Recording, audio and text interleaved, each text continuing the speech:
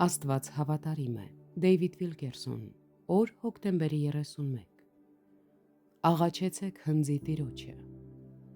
Իր երկրային ժամանակներից մինչև դարաշրջանի վերջը նայելով, Տեր Հիսուսը մատնանշեց մի սարսափելի խնդրի։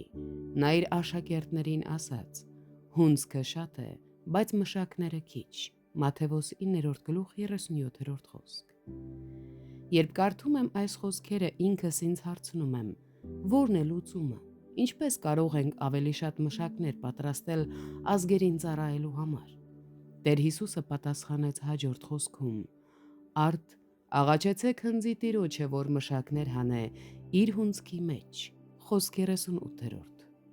Դուք կարող եք մտածել, ավետարանի դռները փակվում են ամբողջ աշխարհում։ Դա կարող է ճշմարտություն լինել, բայց անկախ նրանից, թե որքան փակ կարող են թվալ որոշ ազգեր մեր աչքերին, եթե Աստված քանդի երկաթե վարագույրը Եվրոպայում եւ բամբուկե վարագույրը Ասիայում, ոչինչ չի կարող խանգարել նրան աշխատել այնտեղ, որտեղ նա կկամենա։ 1980-ականներին, երբ մեր ծառայությունը գտնվում էր Տեքսասում, ես 1 տարի աղոթեցի, որ Աստված մեկին ուղարկի Նյու Յորք Թայմս Սքվերում եկեղեցի հիմնելու համար։ Ես խոստացա օգնել նրան, ում Աստված կընտրի,